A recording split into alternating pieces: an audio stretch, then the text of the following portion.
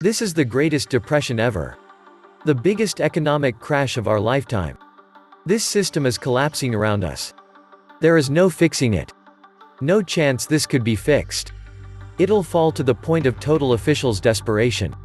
The bottom is when they admit they've lost and have nothing to do. The last time around, the banksters and other CEOs were in trouble because they were gambling with other people's money on Wall Street. They were losing very badly. The US government bailed most of them out, but they didn't learn a damn thing, and spent the bailout funds on bonuses for themselves and kept on gambling.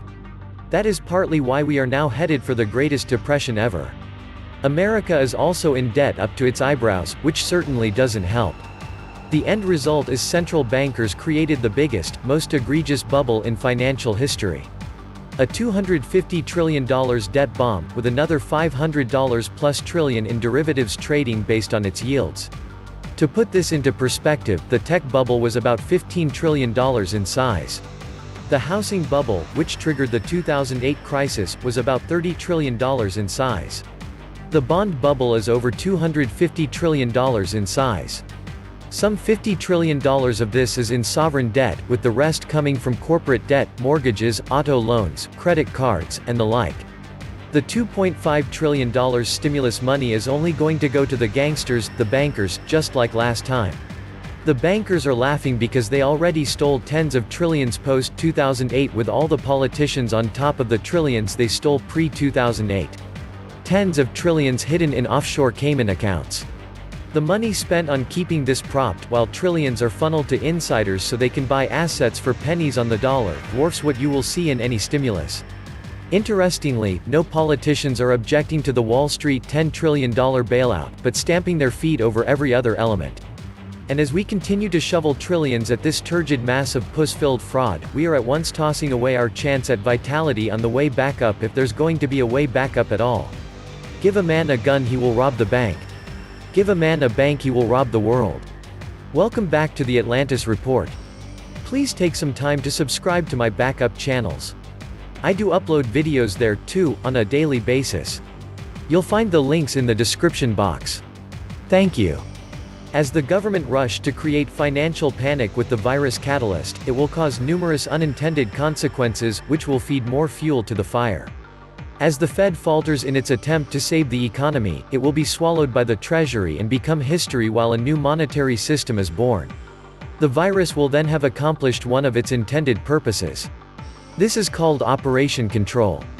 They want to see how much of the population cowers in fear and believes the government.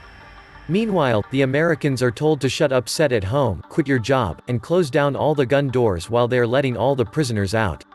Who's most likely to get sick and die? The people outside in the fresh air and sunlight getting exercise, or the people cooped up at home breathing recycled air and sitting on the couch watching endless mind-bending TV? This thing is here to stay. No 2-week sporadic quarantines are going to stop it. Plus, the slower it spreads, the more it mutates before eventually infecting you with an even stronger version of itself. By that time, you'll be so out of shape from not going outside, a cold would probably kill you. Get healthy, people. It's a war for the bankster world order, and they are using citizens as hostages with house imprisonment under false pretenses. COVID-19 is the man-made designer planademic which will usher in the brave new world. It is the dark vessel that has already transferred trillions of dollars from the people to the corrupt banks and corporations.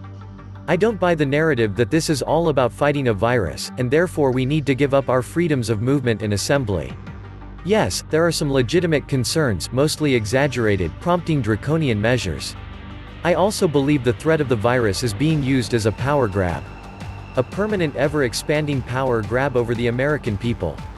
Just as the fear of climate change is an excuse by elites in and out of government to try and control us. The people behind this virus threat aren't going to willingly give you your freedoms back. The Fed to start buying stocks through ETFs. The capitalism has been dead for a while, but the Fed is now going to make sure it is dead by pumping lead into a corpse. Former Fed slackers Yellen and Bernanke are calling for the Fed to buy stocks and bonds, which is illegal. The Fed is monetizing everything else, including corporate junk bonds. The Fed has no more bullets, but hey, we knew that as the government has been buying up all the ammo. The US sociopaths in charge are using one credit card to pay down another, with all the progeny of their tax slaves holding the liability. The national debt clock shows tax revenues retreating across all levels. Government with 1/3 of the population now in financial survival mode, this will accelerate the longer at-home quarantining continues. The only thing keeping the Ponzi alive at this point is more Ponzi. Good luck, peeps. Time to end the Fed and seize their assets and gold and let them keep the debt. Start exchanging US Treasury notes for the Federal Reserve notes. This crash was coming no matter what. The stock market was ridiculously overvalued. By definition, debt is unserviceable. The money you need to cover the interests needs to be taken from the other loan. There is a solution here, and it involves people in the streets revolting at the notion of the Fed inflating its balance sheet to buy stocks. Short of that, nothing will change, and the party will go on. It is up to the people to end this supercycle of debt. The majority of government budgets come from taxing businesses. Businesses that are currently shut down. It is kind of hard to tax sales when there are no sales. The absolute decimation of business because of being locked down is far worse than losing 2 employees to cold for 2 weeks. Not only will the virus be good for taking away more of our civil liberties, but it's also a great excuse for austerity measures. Everyone will be bailed out with printed currency. Everyone will be paid. The problem, your check will buy a bag of peanuts. The only reason why the dollar doesn't become like the currency in Zimbabwe is that the US has the world staring down the barrel of its gun. Without that fiat threat, there are probably as many grains of sand in the ocean as there are dollar bills in circulation. The least bad option is debt repudiation and a deflationary depression. That would be the honorable approach. Since our leaders do not have any honor, they'll go with the total destruction of the currency and a hyperinflationary depression. Either way, a lot of people are going to see their standard of living destroyed. Now perhaps you people who were gullible enough to invest in a paper stock market with no tangible backing will understand the risks you take. Besides, the stock market was really living in a different world from the rest of the economy. The economy never really recovered since 2008, and had been sluggish at best, with 93,000 businesses shutting down in 2019 alone. There were signs, all along, the economy was in the tank, and it took the virus to expose just how fragile it really was. Communist Chinese told us time and time again, they had a 100-year plan and were going to knock our block off. Yet even now, with everything basically shut down, the economy outside of food and medical grinding to a halt. People are sitting there hoping that their fake pre-virus lifestyle of complete BS can come back like with a flick of a switch. See how easy it was to use fear to control and manipulate the malleable mushed minds of the masses. Who would have ever believed that a hyped-up fabricated story, in conjunction with your average flu epidemic, could have pulled off this global scam? This virus is a cover for the collapse of the US dollar. When we wake up from this, there will be Costco, Walmart, and a handful of other businesses open.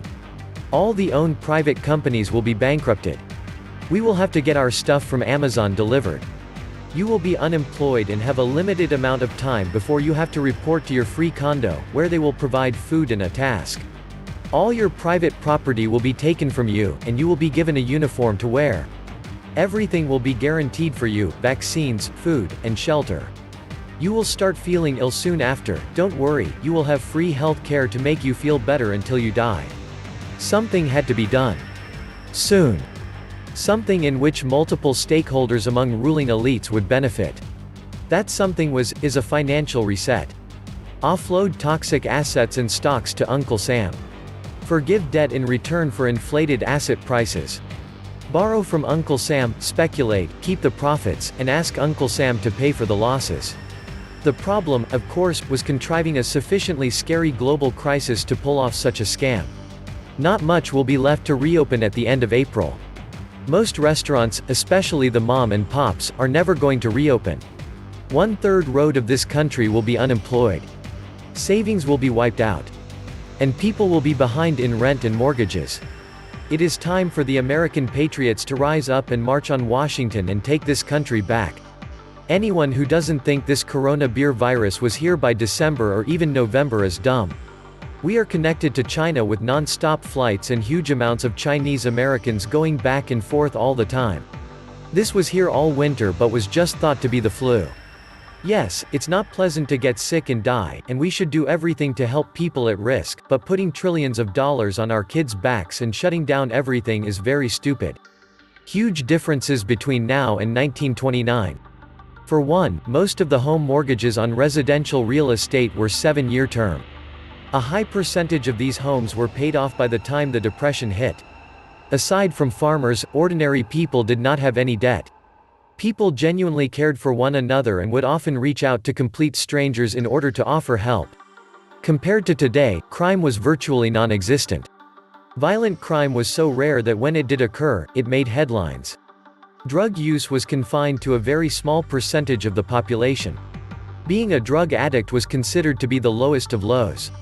The family unit was traditional and strong. Mothers did not work outside the home, and divorce was rare. Children feared their father and respected their mother.